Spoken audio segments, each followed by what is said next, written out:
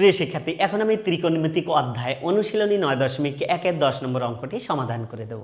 10 নম্বর অঙ্কটিতে দেওয়া আছে tan a √1 - sin square a equal sin a। এইটাই আমাদের প্রমাণ করতে হবে। তাহলে দেখো, আমরা 10 নম্বর অঙ্কটি শুরু করতে পারি। যেহেতু এটা প্রমাণ করতে বলেছে, তাহলে অবশ্যই আমরা লেফট সাইড দিয়ে করব। বাম পক্ষ আছে tan a into √1 - sin square. এইটা ইকুয়াল প্রমাণ করতে হবে সাইনে। তাহলে দেখো, আমরা কাজ করতে পারি। tan যা আছে এটা এভাবেই রেখে দিলাম প্রথমে। এখন দেখো, এইটা কিন্তু আমরা সূত্র করে দিতে পারি, অর্থাৎ 1 - sin স্কয়ার a ইকুয়াল লেখা যায় কি cos স্কয়ারে। এইটার সূত্র 1 - sin স্কয়ার a ইকুয়াল লেখা যায় cos স্কয়ারে। তাহলে আমরা cos স্কয়ারে লিখে দিলাম।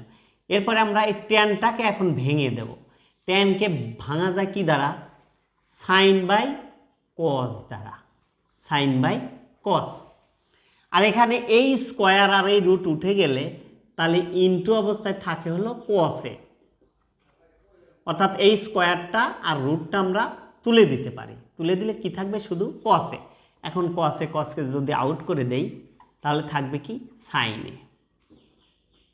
তাহলে কিন্তু আমাদের 10 নম্বর অঙ্কটি প্রমাণিত হয়ে গেল সাইনে। লিখতে পারি এখন LS অর্থাৎ বাম পক্ষ ইকুয়াল RS, ডান পক্ষ প্রুভড।